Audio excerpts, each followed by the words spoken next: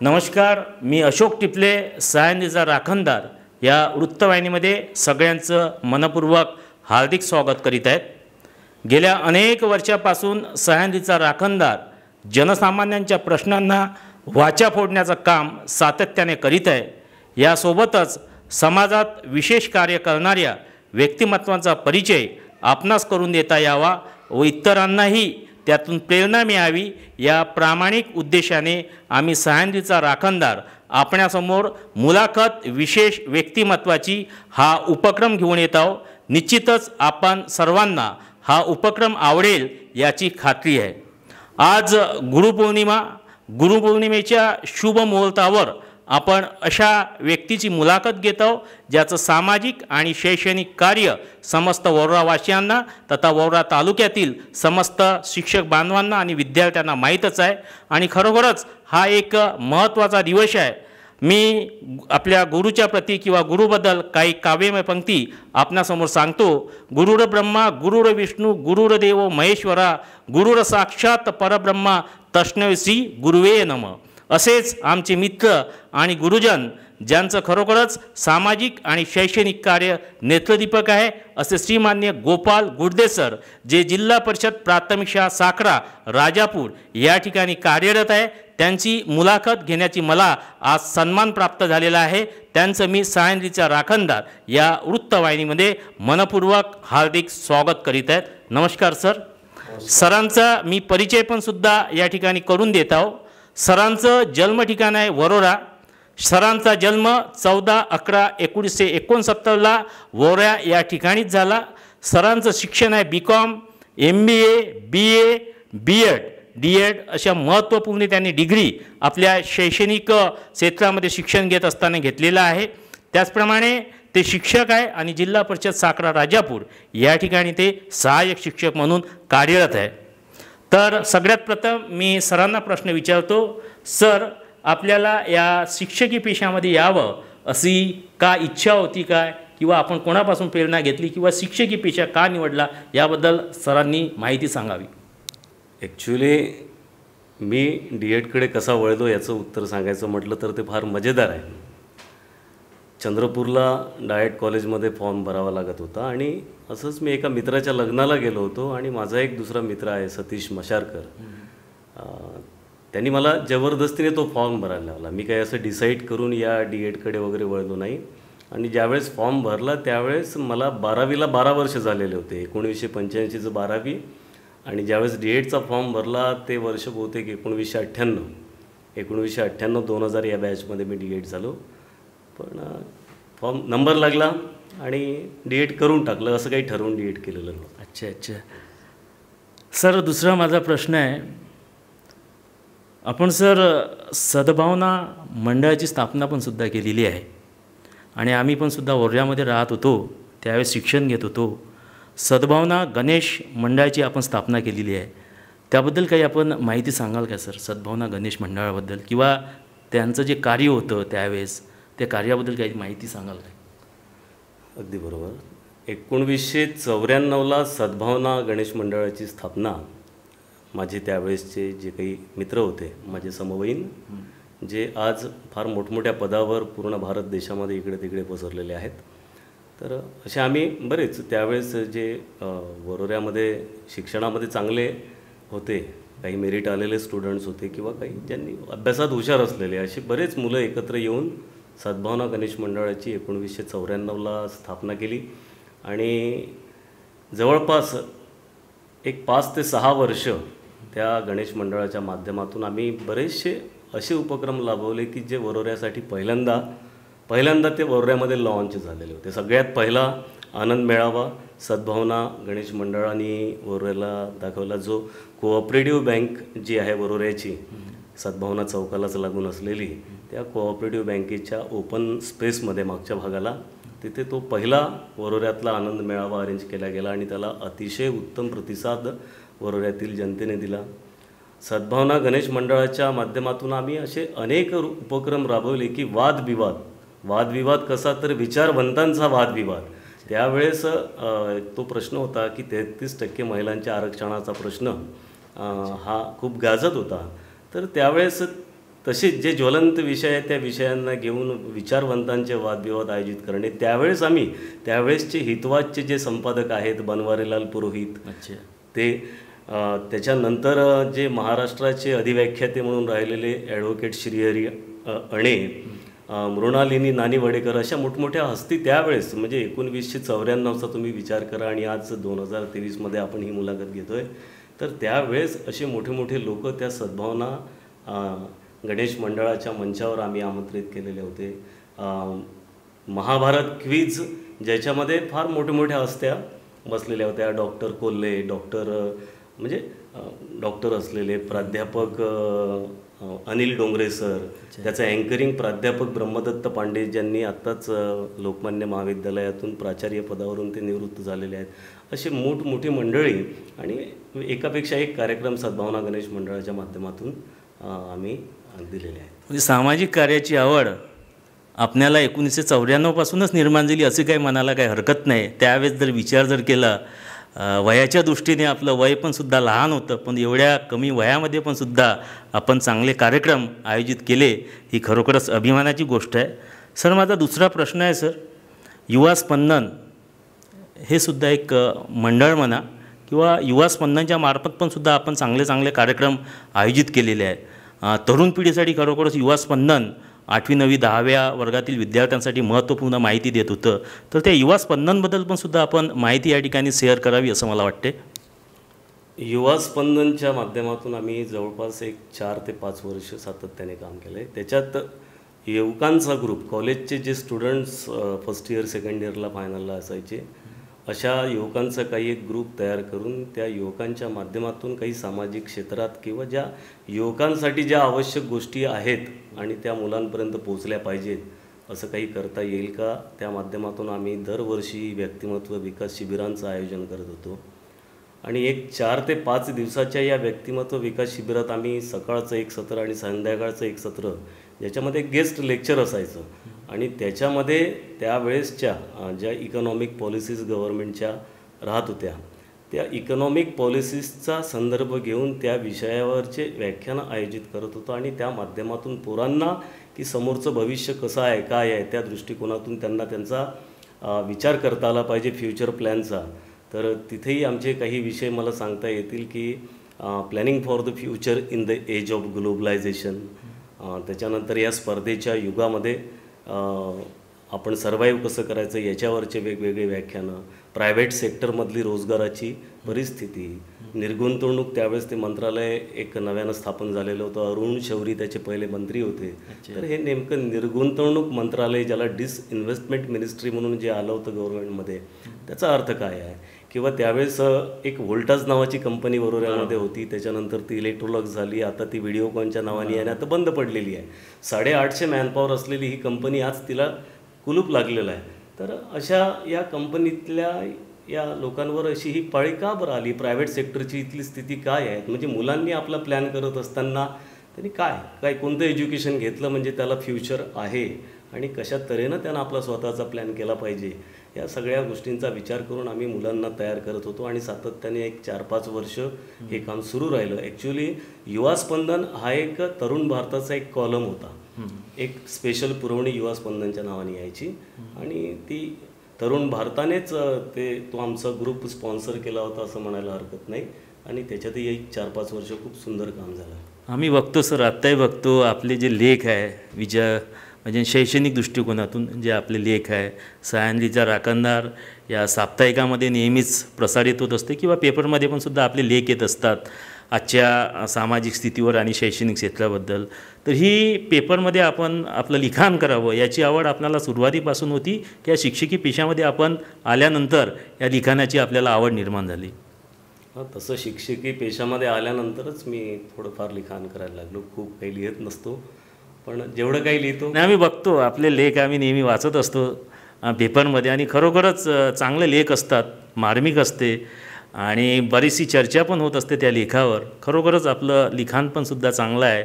कदाचित असं म्हटलं तर वावगं होणार नाही, आपण जर शिक्षकी पेशामध्ये जर नसते तर एक चांगल्या प्रकारचे पत्रकार पण सुद्धा बनू शकले असते असं म्हटलं तर अतिशयोक्ती ठरणार नाही. याबद्दल आपलं काय मत आहे सर? मी समाजातल्या ज्या प्रश्नांकडे पाहतो त्या प्रश्नांच्याबद्दलची माझी जी प्रामाणिक प्रतिक्रिया आहे ती माझ्या लेखांच्या माध्यमातून देण्याचा प्रयत्न करतो. कदाचित ती सगळ्यांना पटेलच अशी आणि बघितलं सर, आम्ही निर्भीड लिखाण करतात, म्हणजे एवढी ताकद असते आपल्या लेखणीमध्ये, आम्ही बघितलेलं आहे. खरोखरच निर्भीड लेखन असते. काय मत आहे आपलं? निर्भीड असते ही तुमची प्रतिक्रिया आहे, त्याच्याबद्दल धन्यवाद. पण मी जी माझी प्रामाणिक प्रतिक्रिया असते म्हणजे त्याच्यावर उलट प्रतिक्रिया काय येईल याचा विचार न करता माझ्या मनाला जी पटेल ती प्रामाणिक भूमिका आपली मांडायची आणि समोर जायचं, लिखाण करत राहायचं. अच्छा. यानंतरचा सर प्रश्न आहे, आपण बघितलं आहे सर, कोरोना महामारीच्या काळामध्ये संपूर्ण जग थांबलं होतं आणि या कोरोना महामारीच्या काळामध्ये प्रत्येकजण आपला जीव कसा वाचेल या दृष्टीने प्रयत्न करत होते. अतिशय भयावह परिस्थिती होती. पण त्यावेळेस आपण वर्ध्यामध्ये कोरोना महामारीच्या काळामध्ये जे आपण कार्य केलं, खरोखरच सर त्याची जेवढी प्रशंसा केली जाईल तेवढी कमी आहे. आणि त्याचप्रमाणे त्या कोरोना महामारीच्या काळामध्ये आपल्यासोबत खांद्याला खांदा लावून जे होते असे आशिष भाऊ घुमे पण सुद्धा आपल्यासोबत होते. तर कोरोना महामारीच्या काळामध्ये आपण जे कार्य केलं त्यावर आपण प्रकाश टाकावा अशी इच्छा आहे. निश्चितच कोरोनाच्या कालावधीत जे अन्नधान्य वाटप अभियान वरोरा पोलीस स्टेशनच्या वतीने आणि आमचा एक स्वयंसेवकांचा एक ग्रुप होता त्यांच्या वतीने जे राबवण्यात आलं, त्याची ती संकल्पना मुळात माझे मित्र आशिष घुमे यांचीच होती.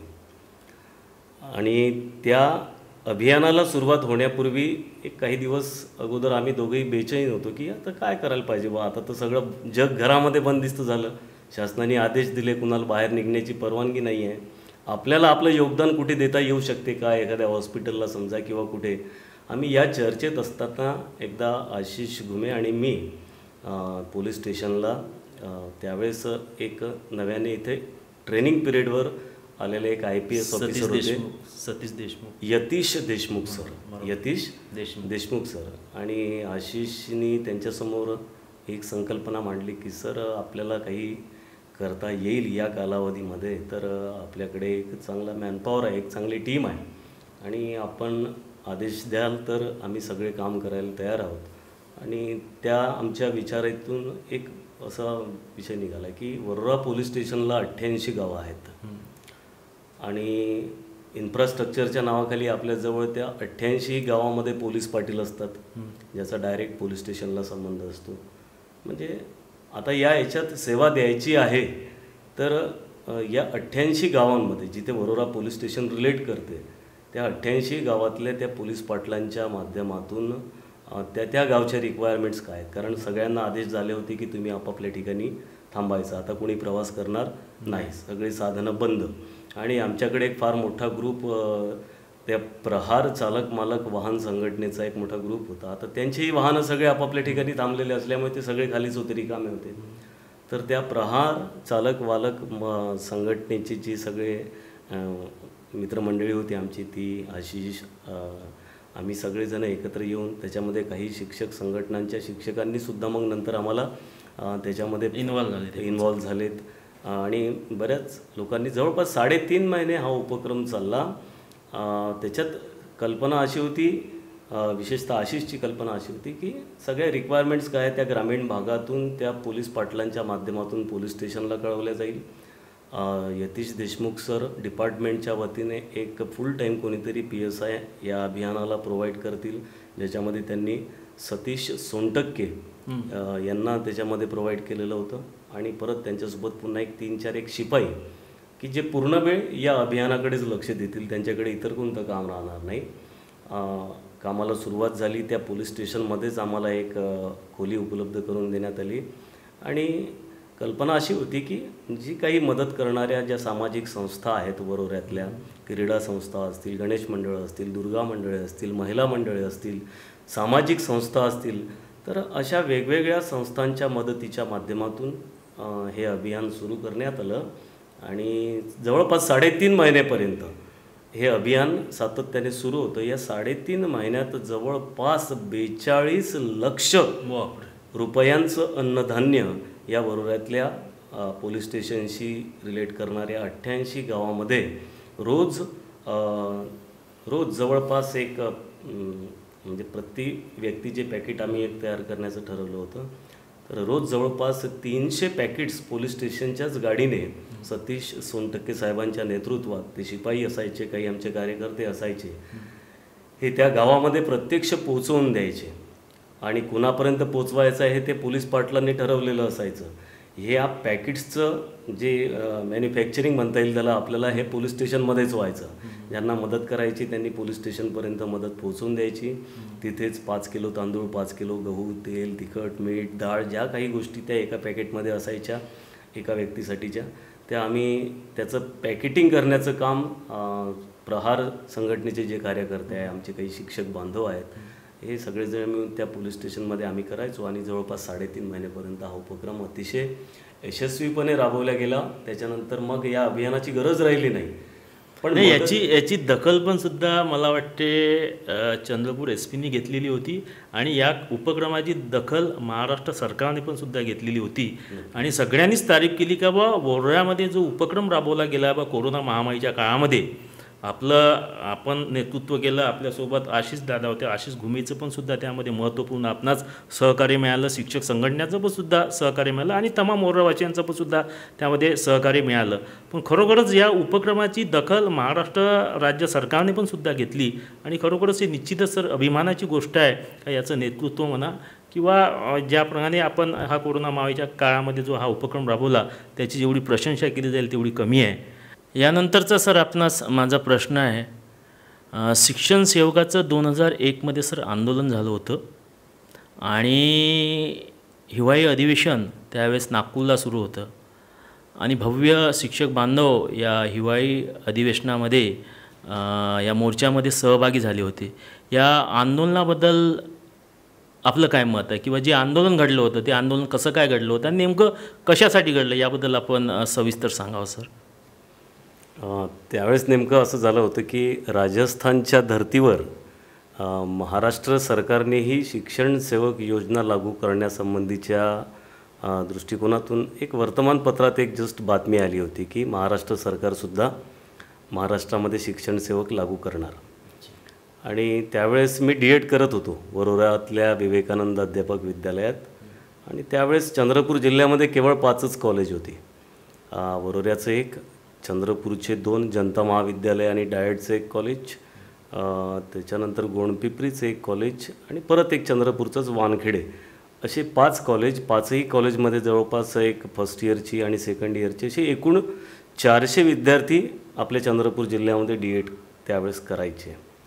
आणि ही बातमी आल्याच्या नंतर आपल्या वरोरा कॉलेजच्या नेतृत्वात या प्रशासन हा जो निर्णय घेणार आहे शिक्षण सेवक आणले जाईल, त्यापूर्वी शिक्षण सेवक नव्हतं, प्रत्येकाची नियुक्ती पूर्ण पगारावर व्हायची, आणि पहिल्यांदाच ते होणार होतं. तर त्याच्या विरुद्ध एक शासनाच्या विरोधात एक लढा द्यायचा असं वरोरा कॉलेजनी ठरवलं. वरोरा कॉलेजच्या त्या निर्णयाला चंद्रपूर जिल्ह्यातल्या इतर 4ही कॉलेजने, म्हणजे जवळपास सगळ्या 5ही कॉलेजनी ठरवलं की आपण संपूर्ण महाराष्ट्रामध्ये हा विषय पोचवायचा आणि याचा विरोध करायचा.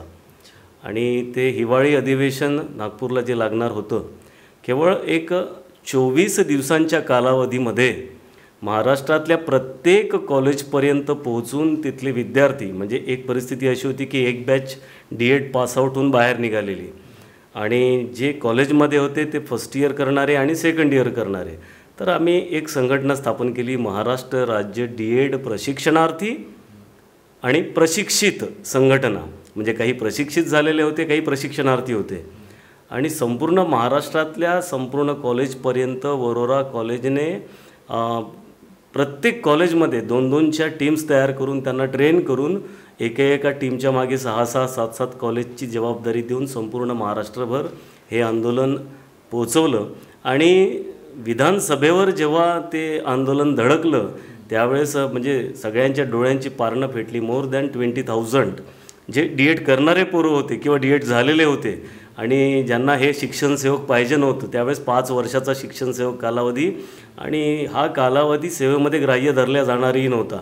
आणि त्यावेळेस नेमका निर्णयही व्हायचा होता, पण तरी इतक्या मोठ्या संख्येमध्ये त्या विधानसभेवर आम्ही धडकलो आणि त्या मोर्चाचं नेतृत्व करण्याची संधी माझ्या शिक्षणसेवक म्हणण्यापेक्षा प्रशिक्षणार्थी बांधवांनी माझ्यावर दिलेली होती. त्या महाराष्ट्रातल्या संपूर्ण प्रशिक्षणार्थ्यांचा, प्रशिक्षित लोकांचा गोपाळ गुडदे हा त्यावेळेस नेता होता आणि त्या मोर्चाला फेस करत असताना ज्यावेळेस निगोशिएशन्ससाठी पोलिसांच्या व्हॅनवर मला उभं करण्यात आलं होतं, त्यावेळेस निगोशिएशन त्यावेळेचे डेप्युटी CM छगन भुजबळ होते, शिक्षण मंत्री रामकृष्ण मोरे होते. तर हे लोक त्या मोर्चाला भेट द्यायसाठी तिथं जेव्हा आले तेव्हा त्यांच्याशी डायरेक्ट निगोशिएशन्ससुद्धा करण्याची संधी मला मिळाली. आणि माझे जे मोर्चेकरी होते अगोदरच्या वर्षीच ते गोवारी हत्याकांड घडलेलं होतं. माझ्या मागे पोलिसांची संख्या 500, 1000, 1500 ती वाढत चाललेली होती आणि एक कुठंतरी भानही होतं की आपल्या या मोर्चाचं गोवारी हत्याकांडात रूपांतर होऊ नये. आणि म्हणून मग मी जेव्हा माझ्या बांधवांना सांगितलं की ही जी ताकद आपण आज शासनाला दाखवलेली आहे, निश्चितच शासन याच्यामध्ये जागं झालेलं असेल. त्यांनी अजूनही निर्णय घेतलेला नाही. ज्यावेळेस असा कोणता निर्णय होईल त्यावेळेस आपल्याला परत पुन्हा नव्याने उभं होण्याची गरज आहे. तर त्यावेळेसपर्यंत आपल्याला आपली एनर्जी टिकून ठेवायची आहे. आणि मी ज्यावेळेस एका शब्दाने जेव्हा सांगितलं की आता आपण हा मोर्चा इथे संपवत आहोत, त्यावेळेस तितका आक्रमक झालेला तो मोर्चा एका शब्दामध्ये सगळ्यांना सांगितलं की आपल्या बहिणी भगिनी. एकंदरीत नेतृत्व गुणाची क्षमता तेव्हापासून आपली विकसित झाली असं जर म्हटलं तर वावगं होणार नाही. आज आपण लिडरशिप करत असता जे नेतृत्व गुण आहे आपल्यामध्ये, तर तेव्हापासूनच तो गुण आपल्याला आत्मसात झाला असं म्हणायला काही हरकत नाही सर. काही तसं काही नेतृत्व गुण वगैरे काही नाही, पण एक जसं आलं हाती ज्या गोष्टी फेस करता आल्या किंवा समोर आल्या ते तिथं कधी मागं हटण्याची प्रवृत्ती नव्हती. सर, महत्त्वाच्या प्रश्नाकडे आपण येऊया. आपण जिल्हा परिषद उच्च प्राथमिक शाळा वाघनक या ठिकाणी सहाय्यक शिक्षक म्हणून कार्यरत होते. त्यासोबत त्या शाळेमध्ये संजय आगलावे नावाचे पण सुद्धा शिक्षक होते. त्यामध्ये त्या शाळेमध्ये सर एक खिचडी शिजवणारी महिला होती आणि तिला एक मुलगा होता आणि तो हुशार होता मुलगा, परंतु ती कुमारी माता असल्यामुळे त्या विद्यार्थ्यांना थोडी अडचण निर्माण झाली होती. ज्यावेळेस त्याची इंजिनिअरिंगला ॲडमिशन झाली आणि त्यावेळेस त्याला कॉस्ट सर्टिफिकेट मिळत नव्हतं, व्हॅलिडिटी मिळत नव्हती, त्यामुळे त्याची शिष्यवृत्ती पण सुद्धा थांबली होती. हा मुद्दा आपण फार मोठ्या प्रमाणात रेटला होता सर. आणि याच्यामध्ये आपल्याला महत्त्वपूर्ण जे सहकार्य मिळालं, ज्या सह्याद्री राखणदार या न्यूज चॅनलचे किंवा या वृत्तवाहिनीचे जे संपादक आहे ते आशिषभाऊ घुमे यांचं फार मोठं आपल्याला सहकार्य मिळालं. सर, त्याबद्दल आपण सविस्तर वर्णन करावं. नेमकं प्रकरण काय होतं किंवा नेमका प्रकार काय होता? 2017ला मी वरोरा इथे पंचायत समितीला रुजू झालो आणि एकच वर्ष मी वाघनक या शाळेत काम केलं. वाघनक या शाळेत काम करत असताना संजय आगलावे जे माझे दुसरे सहकारी मित्र आहेत ते जवळच्याच येवती या गावात जिल्हा परिषद शाळेला होते आणि तिथं आल्या पहिले 1-2 महिनेच झालेले असतील तर हा एक मुद्दा आला की ती जी आमची खिचडी शिजवणारी बाई होती कमलबाई, तिचं कौतुक करावं तेवढं थोडं आहे की ते खिचडी शिजवण्याचं काम करता करता त्या बाईने आपल्या मुलाला इतकं चांगलं शिक्षण दिलं होतं की त्याची इंजिनिअरिंगला ॲडमिशन झालेली होती आणि ती तिच्या त्या पोटाला चिमटा घेऊन आपल्या पोराला शिकवता त्याला तिथपर्यंत पोहोचवलं. पण ॲक्च्युअली ती कुमारी माता होती, तिचं लग्न झालेलंच नव्हतं आणि कुमारी माता असल्यामुळे की मुलाची सर्टिफिकेट्स कशी तयार होणार, वडिलांचं नाव कुठून आणायचं, लग्नच नाही झालेलं आहे तर हा एक फार मोठा प्रश्न होता की त्याच्या पूर्वीपर्यंत महाराष्ट्रात असं एकही उदाहरण नव्हतं की जिथे कुमारी मातेला कुठे व्हॅलिडिटीचं सर्टिफिकेट तिच्या मुलासाठी मिळालेलं आहे किंवा आईचं नाव लावून आईच्याच जे काही फॅमिली बॅकग्राऊंड आहे त्याच्या भरोश्यावर व्हॅलिडिटी कुणाला मिळाल्याचं याच्यापूर्वी काही असं ऐकवात नव्हतं. आगलावे सरांनी आणि मी असं त्यावेळेस ठरवलं की याच्यासाठी आपल्याला काही करता येईल तर प्रयत्न करायचे. आम्ही दोघांनी मिळून आमचे मित्र आशिष घुमे ते सह्याद्रीचं राखणदार त्यावेळेसचं एक चांगलं आत्ताही एक तडफदार वृत्तपत्र होतं की जे अशा समस्या उचलण्यामध्ये त्या वृत्तपत्राला एक चांगला म्हणजे इंटरेस्ट असायचा. तर आम्ही दोघांनी मिळून तो विषय आशिष घुमेंकडे नेला आणि आशिष घुमेने सातत्याने या प्रश्नाचा पाठपुरावा करून ते समाज कल्याण विभागाची जी टीम आहे त्यांचे जे इन्स्पेक्टर आहे त्यांना निदान 5 ते 6 वेळा त्या वाघनक गावामध्ये स्वतःची गाडी घेऊन तिथे त्या कमलबाईचा इंटरव्ह्यू, तिथल्या लोकांचा इंटरव्ह्यू, वास्तविक परिस्थिती काय आहे, तिचं लग्न कसं झालं नाही, या मुलाचा जन्म कसा झाला, ह्या सगळ्या हिस्ट्री त्या गोष्टीच्या मागची जी होती ती शोधून काढून आशिष घुमे यांनी सातत्याने या प्रश्नाचा पाठपुरावा करून त्या महिला मातेला महाराष्ट्रातलं पहिलं कुमारी मातेचं व्हॅलिडिटी सर्टिफिकेट मिळवून दिलं. तर ही त्यावेळेसची फार मोठी अचिव्हमेंट होती. आणि त्या सर्टिफिकेटमुळे ज्या ज्या कुमारी माता आहेत, ज्यांना वडील नाहीत, वडिलांचं नाव सांगता येत नाही, अशा तमाम जे मुलं आहेत ज्यांना समोरचे शिक्षण चांगल्या तऱ्हेने घ्यायचं आहे, शासनाची सवलत मिळवायची आहे, अशा सर्व मुलांच्या शिक्षणाचा मार्ग त्याच्यामुळे मोकळा झाला. फार मोठं महान कार्य आहे, असं काही म्हणायला काही हरकत नाही सर. आणि यामध्ये आशिष दादाची पण सुद्धा महत्त्वपूर्ण भूमिका आहे. मला आठवते मराठा सेवा संघाच्या माध्यमातून सत्कार समारंभ आयोजित करण्यात आलेला होता आणि या कुमारी मातेला कास्ट सर्टिफिकेट आणि व्हॅलिडिटी मिळवून देण्यामध्ये आशिषदादाचा सिंहाचा वाटा होता. त्याबद्दल मराठा सेवा संघातर्फे त्यांचा जाहीर सत्कार पण सुद्धा करण्यात आलेला होता. यानंतरच्या आपण प्रश्नाकडे वळूया सर. सध्या गोवी स्ट्रक्चर हे खूप आपण जे एक तयार केलेलं आहे, शैक्षणिक क्षेत्रामध्ये खूप याचा आता उहापोह होत आहे. ग्रामीण भागातील विद्यार्थी ही इंग्रजी या विषयामध्ये मागे पडत आहे आणि ग्रामीण भागातील विद्यार्थी हे इंग्रजी विषयामध्ये प्रावीण्य त्यांना प्राप्त करावे, शहरी भागातील विद्यार्थ्यांसोबत त्यांचं इंग्रजी ज्ञानावर त्यांनी प्रभुत्व मिळावं, याकरता आपण सर गोवी स्ट्रक्चरच्या माध्यमातून ग्रामीण भागामध्ये खूप महान असं कार्य करत आहे. तर त्या गोवी स्ट्रक्चरबद्दल सर आपण या ठिकाणी माहिती द्यावी. गोवित स्ट्रक्चरला ॲक्च्युली सुरुवात झाली 2007मध्ये. 2006ला मी कोरपना पंचायत समितीला पदवीधर शिक्षक म्हणून रुजू झालो आणि तिथे मी काम करत असताना मुख्यालयी राहून काम केलं. म्हणजे मी फॅमिली माझी इथे वरोऱ्यातच ठेवली होती आणि तिथे मी एकटाच राहायचो. त्याच्यामुळे कोरपना ते माझं गाव पारडी हेही साधारणतः 9 किलोमीटरचं अंतर होतं.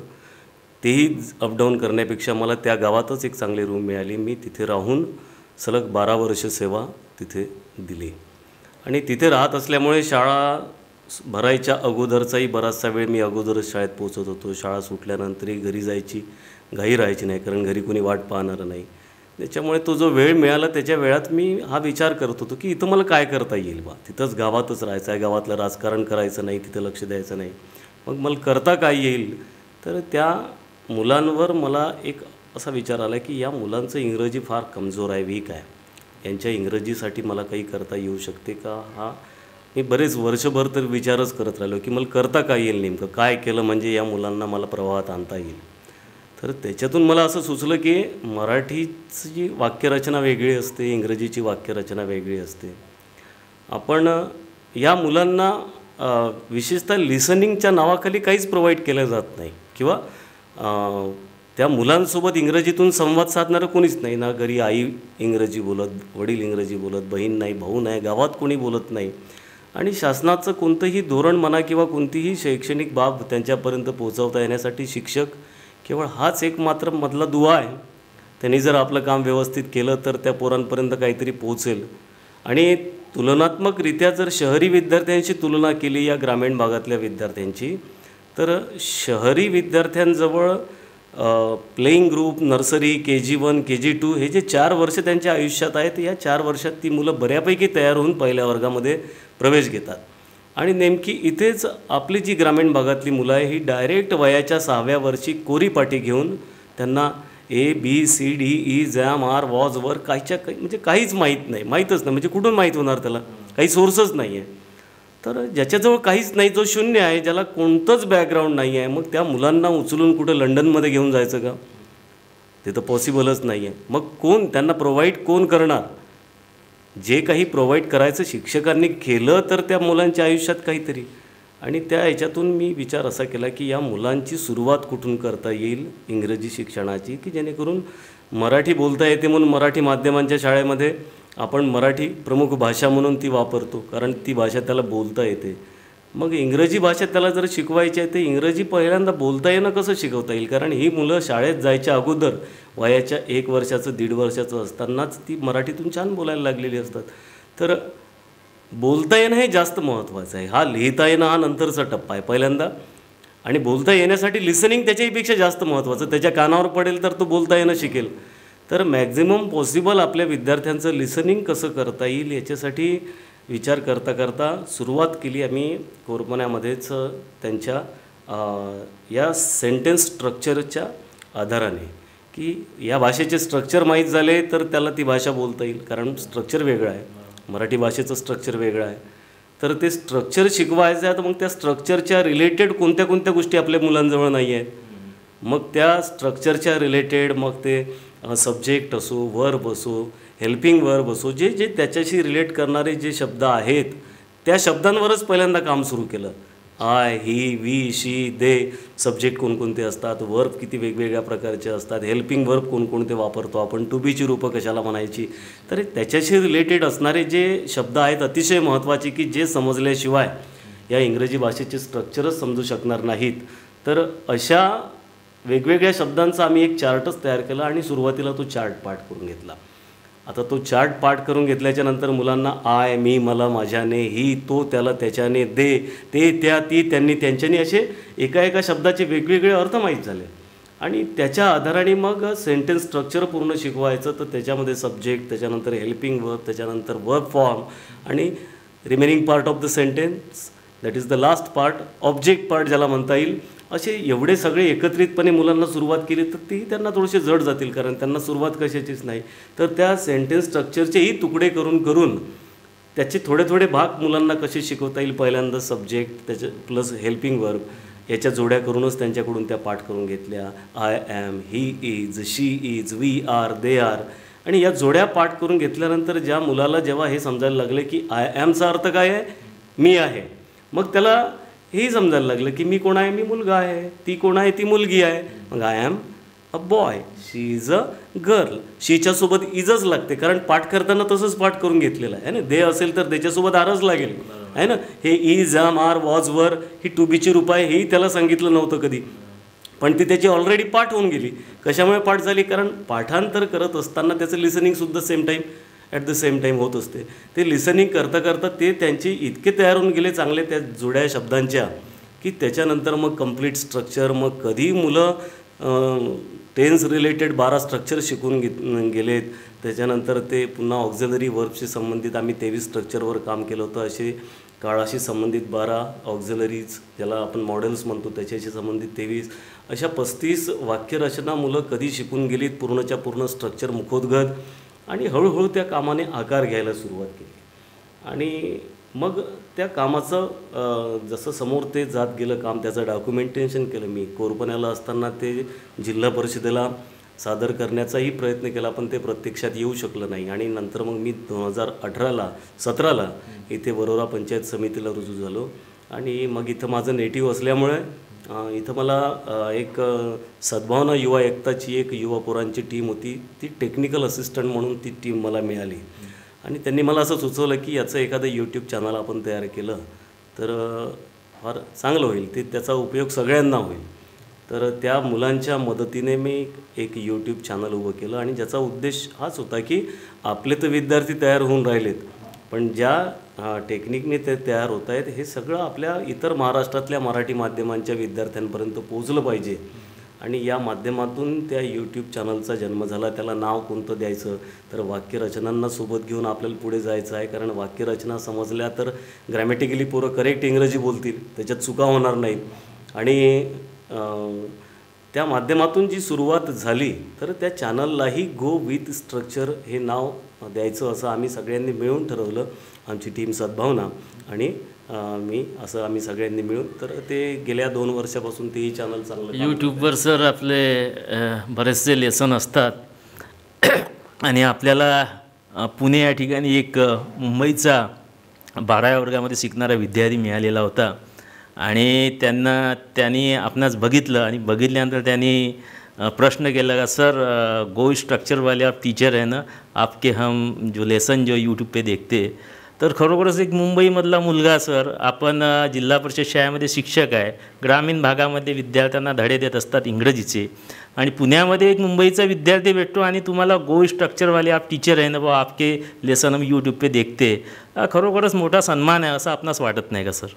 हा, नक्कीच. आम्ही आता काही दिवसांपूर्वी पुण्याच्या प्रवासावर असताना विथ फॅमिली इमॅजिका पार्कमध्ये आम्ही त्या गेटला सुरू व्हायला वेळ होता, त्या गेटच्या बाहेर विथ फॅमिली आम्ही उभे होतो आणि नेमकी मी त्यावेळेस माझी गो विथ स्ट्रक्चरची टी शर्ट घातलेली होती, त्याच्यावर तो लोगो लागलेला होता आमचा.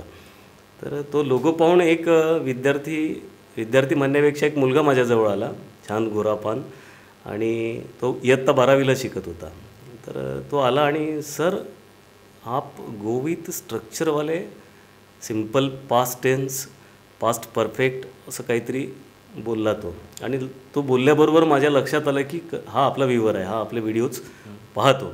तर मी त्याला विचारलं की तू नेमकं कुठून आलास, म्हणजे कुठचा आहे तो?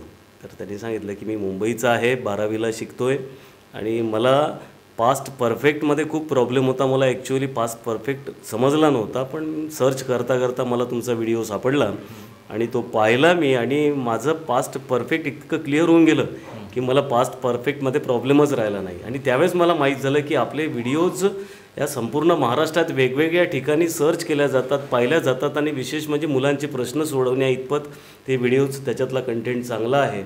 आणि मग त्या मुलांनी माझं परत पुन्हा फोन नंबर घेतला, त्याने आम्ही छान चर्चा झाली आणि मग आमचं ते गेट सुरू झालं आणि मग आम्ही इमॅजिका पार्कमध्ये प्रवेश केला. म्हणजे सर, आपण आपलं खरोखरच इंग्रजी या विषयावर प्रभुत्व आहे, यात काही शंका नाही किंवा दुमत नाही. आणि यावेळेस जो आपण समर कॅम्प आयोजित केलेला होता 2 महिने गो स्ट्रक्चरचा साखरा या ठिकाणी, त्या ठिकाणी आम्ही आलेलो होतो संघटनेचे पदाधिकारी म्हणून. आणि त्यावेळेस जे अँकरिंग केले होते आपल्या स्टुडंटनं, संपूर्ण इंग्रजी भाषेतून अँकरिंग केलं होतं. आणि त्यावेळेस बघितलं आपण जे 2017पासून जे कार्य करत आहे गो स्ट्रक्चरवर, तर खरोखर सर ग्रामीण भागातील विद्यार्थ्यांचं, त्या शाळेतील विद्यार्थ्यांचं खरोखरच इंग्रजी या भाषेवर प्रभुत्व त्यांनी प्राप्त केलेलं आहे. यावर्षी तर मला वाटते मोखाळ आणि खेमजा या शाळेचे विद्यार्थी पण सुद्धा त्यामध्ये ॲड झालेले होते. तर सर, तू प्रामाणिकपणे सांगायचं झालास, तुम्हाला काय वाटते सर, म्हणजे ना विद्यार्थ्यामध्ये किती बदल झाला खरोखर जर विचार जर केला, आपण जे समर कॅम्प घेत आहे तर खरोखरच विद्यार्थ्यामध्ये किती बदल झाला किंवा विद्यार्थ्यांचं इंग्रजी या विषयावर किती प्रभुत्व निर्माण झालं, याबद्दल आपण काय सांगाल सर? बदल विद्यार्थ्यांमध्ये झालेलं सांगायचं झालं तर बदल म्हणजे आपण नेमका बदल म्हणायचं कशाला? जिल्हा परिषद शाळांमध्ये शिकणारी जी मुलं आहेत इयत्ता 1 ते 7पर्यंत, त्याच्यानंतर ती जेव्हा 8व्या वर्गात जातात तेव्हा 8व्या वर्गाचा शिक्षक पहिल्यांदा त्याला विचारतो की बाबा तुला इंग्रजी कुठं शिकवलं रे? डोक्यावर हात मारून घेतो. ही परिस्थिती आजची वास्तविकता आहे. आणि ही जी ग्रामीण भागातली मुलं आहे, मी ज्या गावात काम करतो आहे आत्ता, साखरा राजा, त्या गावात आजपर्यंत एकही मुलगा किंवा एकही मुलगी ही सायन्स फॅकल्टीकडे गेलेली नाही. हा रेशो आहे, ग्रामीण भागातला रेशो. म्हणजे शहराशी लागलेले गावं आहेत त्यांचा प्रश्न वेगळा आहे, कारण ते मुलं शिकवायसाठीच तिथे पाठवतात. पण ग्रामीण भागात शिकणारी मुलं ही अशा फॅकल्टीला जातच नाही की जिथे इंग्रजी विषयाला फेस करायचं काम आहे. त्याच्यात झालेला बदल याची जर प्रामाणिकपणे व्याख्या करायची आहे तर या मुलांमधला जो इंग्रजी भाषेचा कॉन्फिडन्स आहे की इयत्ता 10वी नंतर मी सायन्स फॅकल्टीला जाईल म्हणजे जाईल, ते जात का बरं नाही? कारण त्यांचा इंग्रजी भाषेतला कॉन्फिडन्स नाही आहे. जिथं इंग्रजी फेस करायचं आहे त्या फॅकल्टीला जायचं कशाला? म्हणून ही मुलं काय करतात, कॉमर्स किंवा आर्ट्स, जी मराठी मीडियममधल्या ज्या फॅकल्टीज आहेत त्या फॅकल्टीजमध्ये ॲडमिशन घेतात, डिग्रीपर्यंतचं शिक्षण करतात. जेव्हा डिग्री होते तेव्हा असं लक्षात येते की डिग्रीच्या भरोशावर तर आपल्याला काही करताच येणार नाही. त्यावेळेस मग हे पुरं मग बँकिंगच्या परीक्षा, MPSC UPSC, त्याच्यात पुन्हा 4-5 वर्षांनी ह्या मुलांचं अख्खं करिअर कोलॅप्स होते. तर ह्या मुलांचा जोपर्यंत इंग्रजीतला कॉन्फिडन्स वाढणार नाही तो कसा वाढवता येईल त्या दृष्टीनं गो विथ स्ट्रक्चर काम करत आहेत, सातत्यानं काम करत आहे आणि करत राहणार आहे. म्हणजे आत्ताच तुमच्या प्राथमिक स्तरावर तुमच्या मुलांना खूप फ्लुएंटली इंग्रजी बोलता येते किंवा येत नाही हा विषय नाही आहे. त्यांच्यातला इंग्रजीचा कॉन्फिडन्स जागा होतो किंवा नाही, आणि त्याला इंग्रजी भाषेची भीती त्याच्या डोक्यातून पूर्ण नष्ट होऊन त्याला मला समोर जाऊन आफ्टर 10th 10व्या वर्गानंतर मला चांगल्या फॅकल्टीला जायचं आहे, मग तिथे इंग्रजीला फेसही करण्याचं काम पडलं तरी चालेल, तेवढं इंग्रजी मी याच स्तरात, ज्या प्राथमिक स्तरामधला कंटेंट नाही आहे, हा जो त्यांच्यापर्यंत आम्ही पोचवतो तो कंटेंट ॲक्च्युअली 8वा 9वा 10वा 11वा 12व्या वर्गातला कंटेंट ह्या प्राथमिक स्तरावर पूर्ण करता येऊ शकतो. हे गोवित स्ट्रक्चरच्या माध्यमातून आम्ही महाराष्ट्राला वेगवेगळ्या व्हिडिओजच्या माध्यमातून दाखवून दिलेला आहे. आणि सातत्याने हा प्रयत्न हा केवळ आमच्या शाळातल्या, आमच्या या शिबिरामध्ये खेमजई, मोखाडा, लोधीखेडा आणि साखरा या गावचे 74 विद्यार्थी या शिबिरामध्ये उपस्थित होते. हा आमचं एक कुटुंब आहे. आमचं हे कुटुंब सातत्याने वाढत राहणार आहे. आणि हा प्रयत्न केवळ त्या विद्यार्थ्यांसाठी नसून हा महाराष्ट्रातला जो ग्रामीण भागात शिकणारा विद्यार्थी आहे, जो ज्याच्या घरी स्वतःच्या मोबाईलवर त्याचं यूट्यूब चॅनलवर एखादा व्हिडिओ क्लिक करून पाहू शकणार आहे, अशा विद्यार्थ्यांपर्यंत गोवित स्ट्रक्चर पोचवणे आणि या मराठी भाषेतून इंग्रजी शिकता येण्याचे जे व्हिडिओज आम्ही प्रोव्हाइड केलेले आहे, जे त्याच्या मातृभाषेत आहे, ग्राउंड झिरोवरची त्याची काही परिस्थिती आहे, त्या परिस्थितीला लक्षात घेऊन त्यांच्यावर रेकॉर्ड केलेले आहे. विशेष म्हणजे त्या यूट्यूबवर ग्रामीण भागातल्या विद्यार्थ्यांना हाताशी घेऊन त्यांच्यावर रेकॉर्ड केलेले आणि प्रत्येक व्हिडिओ त्या विद्यार्थ्यांवर रेकॉर्ड केलेला आहे. आणि त्या व्हिडिओजमधून 100% तुमच्या असं लक्षात येईल की त्या पोरांवरच्या चेहऱ्यावरचा कॉन्फिडन्स, त्याची उत्तर देण्याची ती तत्परता आणि त्याला काय गोष्टी समजत आहे, काय समजत नाही आहे, हे जर अनुभवलं तर तो व्हिडिओ पाहिल्यानंतरच प्रत्यक्ष लक्षात येईल. सर, जिल्हा परिषद चंद्रपूर शिक्षण विभाग आणि त्याचप्रमाणे वरोरा पंचायत समितीचा शिक्षण विभाग, आपण जे गोवित स्ट्रक्चरचं जे कार्य करून राहिलं आहे त्यांचं आपलं सहकार्य काही मिळत असते का सर? नक्कीच. आत्ताच हे जे आमचं उन्हाळी शिबिर झालं त्याच्यामध्ये आपल्या वरोरा पंचायत समितीचे संवर्ग विकास अधिकारी आदरणीय संदीप गोडशलवार साहेब उद्घाटक होते या कार्यक्रमाचे. त्यांच्यासमोर आमच्या या विद्यार्थ्यांचा एक डेमो क्लास आम्ही सादर केला होता.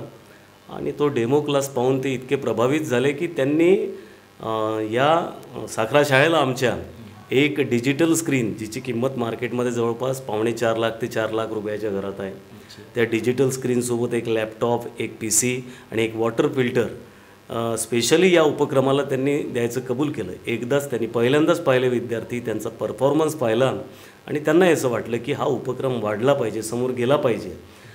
त्यासोबतच मला पुन्हा याच्यात एक जोडायला आवडेल की आत्ताच डाएटची एक सभा झाली होती. डाएट आणि आपलं जिल्हा परिषद शिक्षण विभाग, त्याच्यामध्ये CO साहेब, डाएटचे प्राचार्य, हे सगळी मंडळी उपस्थित होती.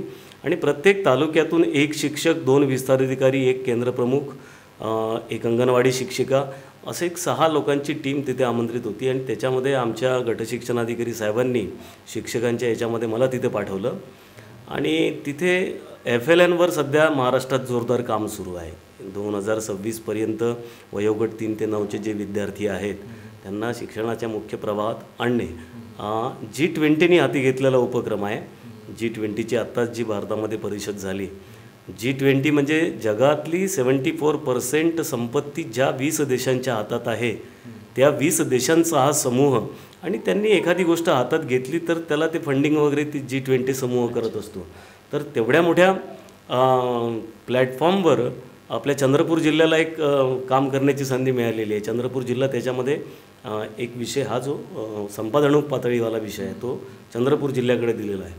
तर याच्यामध्ये डाएट कॉलेजकडे तो फ्रेमवर्क करण्याचा अधिकार असल्यामुळे त्यांनी यावर्षीपासून स्पोकन इंग्रजीसुद्धा सुरू करण्याचा एक विशेष निर्णय घेतलेला आहे की चंद्रपूर जिल्ह्यामध्ये आपण स्पोकन इंग्रजीलासुद्धा सुरुवात करायची आहे. ज्यावेळेस त्यांनी ती अनाऊन्समेंट केली त्यावेळेसपर्यंत त्यांना असा कोणता उपक्रम आपल्याच तालुक्यात सुरू आहे किंवा आपल्या जिल्ह्यात सुरू आहे याची कल्पना नव्हती. ती अनाऊन्समेंट झाल्याबद्दल आपल्या वरोरा पंचायत समितीचे शिक्षण विस्तार अधिकारी नामदेव राऊत सर यांना एकदम क्लिक झालं. आम्ही जवळजवळ बसलेलो होतो आणि ते लगेच काही वेळानंतर त्या डाएटच्या प्राचार्यांची त्यांनी भेट घेतली आणि त्यांना सांगितलं की सर, हा उपक्रम तर आमच्या वरोरा तालुक्यामध्ये अनेक वर्षांपासून सुरू आहे. आणि त्यांनी मग सांगितलं की ते सरसुद्धा माझ्यासोबतच आलेले आहे, आपली जर परवानगी असेल तर त्यांना तिथे आपण बोलण्याची थोडी संधी देऊ. आणि मला एक 3 मिनटासाठी तिथे बोलण्याची संधी मिळाली. आणि त्या 3 मिनटात मी माझा हा गोवित स्ट्रक्चर उपक्रम तिथे ठेवल्याच्या नंतर डाएटच्या प्राचार्यांनी माईक हाती घेऊन सांगितलं की जो विषय आम्ही आत्ता या सत्रामध्ये प्लॅटफॉर्मवर आणण्याचा विचार करतो आहे, स्पोकन इंग्लिश, ज्याच्यावर आमच्याच जिल्हा परिषदेचे काही शिक्षक गेल्या अनेक वर्षांपासून काम करत आहे, निश्चितच त्यांचं हा उपक्रम समोर नेताना उपयोग त्यांचा होणारच आहे. त्यांचं सहकार्य आम्ही नक्कीच घेऊ आणि मी सुद्धा त्यांना सहर्षपणे आपलं सहकार्य देण्याचं कबूल केलेलं आहे. आणि स्पोकन इंग्रजीचं महत्त्व आता जवळपास सगळ्यांना समजायला लागलेलं आहे, कारण ज्या भाषेत बोलतो इंग्रजी काळाची गरज आहे सर. काळाची गरज आहे. एक महत्त्वाचा प्रश्न आहे सर, यावर पालकांची काय प्रतिक्रिया सर?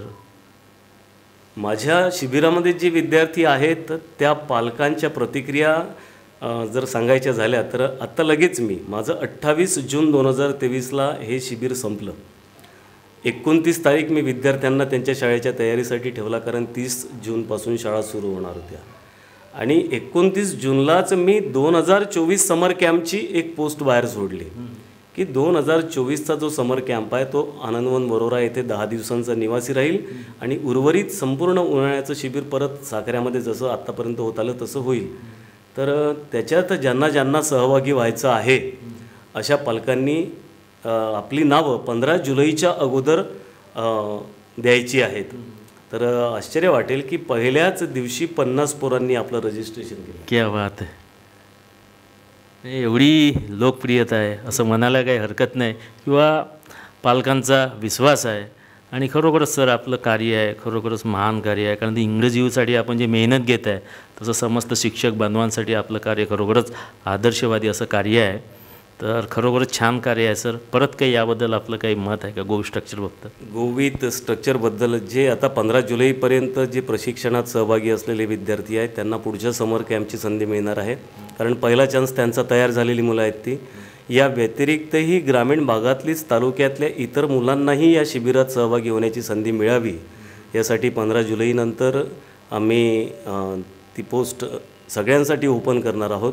आणि ज्यांना त्या शिबिरात सहभागी व्हायचं आहे त्याच्या टर्म्स कंडिशन्स त्या तर त्याच्यात सांगितल्या जातीलच, पण 15 जुलैनंतर काही मोजक्याच सीट्स राहतील, ज्याचा एक 10 दिवसाचा निवासी कॅम्प म्हणजे आनंदवन वरोरा इथे तो संपन्न होणार आहे. आणि उर्वरित शिबिर हे साखरा राजा इथे नेहमीसारखं होणार आहे. तर ती 15 जुलैनंतर ती संधी तालुक्यातल्या ग्रामीण भागातल्या आपण कॉन्सन्ट्रेट केलेलं आहे की विद्यार्थी कुठले असले पाहिजे, ग्रामीण भागातले ज्यांना बॅकग्राऊंड नाही आहे कोणतं, कारण ग्राउंड झिरोवरच आपण त्यांच्यासाठीच काम करायला सुरुवात केलेली आहे. आणि ते विद्यार्थी किती तयार होऊ शकतात हेच आपण महाराष्ट्राला आपल्याला दाखवून द्यायचं आहे, महाराष्ट्रातल्या सगळ्या विद्यार्थ्यांपर्यंत पोचायचं आहे. हे माझं ड्रीम प्रोजेक्ट आहे. रिटायर्ड व्हायला अजूनही मला 4.5 वर्ष शिल्लक राहिलेली आहेत. 4.5 वर्ष होतपर्यंत हा कार्यक्रम तर सुरू राहीलच. इवन आफ्टर दॅट त्याच्यानंतरही मला जितके वर्ष काम करता येईल तितकं या गोवित स्ट्रक्चरसाठी काम करत राहण्याची इच्छा आहे. आणि महाराष्ट्रातल्या तमाम घरादारापर्यंत हा गोवित स्ट्रक्चरचा उपक्रम पोचवावा, जेणेकरून मराठी विद्यार्थ्यांचं इंग्रजी भाषेसाठीचं काम सोपं होईल आणि त्यांच्यातला कॉन्फिडन्स जागावून ही मुलं मुख्य प्रवाहात येतील. सर एक महत्त्वाचा प्रश्न, गोवित स्ट्रक्चर जे आपलं यूट्यूब चॅनल आहे सर, आपण त्याची जी भाषा जी आहे थोडी मराठी ठेवली आहे, बरोबर आहे? तर माझं असं मत आहे का, समजून जर त्याची जर भाषा जर हिंदी जर ठेवली असती तर ते चॅनल संपूर्ण आपल्या इंडियामध्ये झालं असतं आणि सगळ्या विद्यार्थ्यांना, भारतातील विद्यार्थ्यांना त्याचा फायदा झाला असता. परंतु आपण त्याची भाषा सर मराठी ठेवली आहे, याबद्दल आपलं काय मत आहे किंवा याच्यामागचं खरं रिझन काय, यावर आपण प्रकाश टाकावा सर? नक्कीच. तर हे हिंदी टू इंग्लिश केलं असतं तर ऑलरेडी हिंदी टू इंग्लिशचे हजारो व्हिडिओ चॅनल्स म्हणजे यूट्यूब चॅनल्स जे इंग्रजीसाठी काम करतात ऑलरेडी अवेलेबल आहेत. इंग्लिश टू इंग्लिशही हजारो लोक काम करत आहेत त्याच्यावर. पण मी नेमकं हे मराठी टू इंग्लिश याच्यातच कॉन्सन्ट्रेट करण्याचं एक मुख्य कारण होतं की ठीक आहे, याला व्ह्यूवर्स जास्त नाही मिळाले तर चालतील, बाकीच्या ज्या गोष्टी व्हायच्या त्या नाही झाल्या तरी चालतील. आपला सेंट्रल पॉईंट कोणता आहे की मराठी विद्यार्थी, त्याला त्याच्या मराठी भाषेत, ग्रामीण भागात जी मराठी बोलली जाते त्या मराठी भाषेत सांगितलेलंच त्याला कळते. तर त्या महाराष्ट्रातल्या विद्यार्थ्यांपर्यंत पोहोचणे केवळ आणि केवळ याच्यासाठी, नहीं तो मैं भी बहुत अच्छी तरह से हिंदी बोल सकता हूँ, हिंदी मेरे लिए प्रॉब्लम नहीं है, हिंदी टू इंग्लिश मैं कभी भी इससे कन्वर्ट कर सकता था, माझ्या डोक्यात ते आलंही होतं. पण मी कॉन्सन्ट्रेट केलं की बाकी हे कुणापर्यंत पोचलं नाही पोचलं हा विषय नाही, माझ्या मराठी माध्यमांच्या विद्यार्थ्यांपर्यंत पोचलं पाहिजे. त्यांच्यासाठी जितकं चांगलं काम करता येईल ते करत राहणे आणि गो विथ स्ट्रक्चर प्रत्येक मराठी घरात पोचवणे हा एक उद्देश आहे. आणि निश्चितच त्याच्यामध्ये बऱ्यापैकी यश मिळत आहे. पुन्हा पुढे काम करत राहूच. यापेक्षा सर आपल्याला यश मिळेल यात काही शंका नाही, कारण ते एक मन आहे, प्रयत्ने भाऊचे कन्नड गडिता तेलही गळे. आणि आपण आपलं गोल निश्चित केलेलं आहे का ग्रामीण भागातील जे विद्यार्थी आहे ते विद्यार्थी इंग्रजी भाषेमध्ये कुठेतरी मागे पडत आहे ग्रॅमॅटिकल. त्या विद्यार्थ्यांना प्रवाहात आणायचं आहे शहरी भागातील विद्यार्थ्यांसोबत आणि त्या दृष्टीने सर आपण खरोखरच प्रयत्न करत आहेत. आणि वाक्यांना जोगायचं आपली जेवढी प्रशंसा केली जाईल अंतकरणातून सांगत आहोत तेवढी कमी आहे. उन्हाळ्याच्या दिवसामध्ये 2 महिने आपण साखरा राजापूर या गावामध्ये सर कॅम्प घेतला गो स्ट्रक्चर. यावर्षी ते एवढं टेम्परेचर होतं आणि आजूबाजूच्या खेड्यातले विद्यार्थी पण सुद्धा त्यामध्ये सहभागी झालेले होते. साधी गोष्ट नाही आहे सर, म्हणजे उन्हाळ्याच्या सुट्टीमध्ये आपला मूल्य वेळ या विद्यार्थ्यांसाठी देणं एवढी काही साधी गोष्ट नाही. ते आपण कार्य करून राहिलेलं आहे सर. आपला एकच फोकस आहे का आपल्या ग्रामीण भागातील विद्यार्थी हा इंग्रजीमध्ये स्ट्रॉंग बनायला पाहिजे, तो ग्रॅमॅटिकल इंग्रजीमध्ये अग्रेसित व्हायला पाहिजे, हा मुख्य उद्देश आहे. आणि त्यावर आपण खरोखरच अंतकरणातून सर प्रयत्न करून राहिलेले आहे आणि यासाठी जेवढी आपली प्रशंसा केली जाईल तेवढी कमी आहे. तर सर सह्याद्रीच्या राखणदार या वृत्तवाहिनीतर्फे मुलाखत विशेष व्यक्तिमत्वाची या सदराखाली गुरुपौर्णिमेच्या शुभ मुहूर्तावर आज आम्हाला एका गुरुची मुलाखत घेण्याचं मला किंवा या सह्याद्रीचा राखणदार या चॅनलला भाग्य मिळालं. आणि खरोखरच सर आपलं कार्य अतिशय नेत्रदीपक आहे. मग ते सामाजिक कार्य असो, शैक्षणिक कार्य असो, आणि आपण जर एखादी गोष्ट मनाशी ठरवली तर त्या गोष्टीला आपण शेवटपर्यंत म्हणजे ती गोष्ट नेऊन ठेवण्याचं कार्य करत असतात. आणि खरोखरच आपलं चांगलं कार्य आहे सर. आपण समस्त शिक्षक बांधवांसाठी त्याचप्रमाणे समाजासाठी एक आदर्श उदाहरण आहे सर. धन्यवाद सर, आपण वेळात वेळ काढून या ठिकाणी उपस्थित झालात आणि असं अमूल्य असं मार्गदर्शनच केलं असं म्हणायला काही हरकत नाही. आणि आपल्या जीवनचरित्रावर प्रकाश टाकत असताना काही नवीन गोष्टी या ठिकाणी आम्हाला अनुभवायला मिळाला.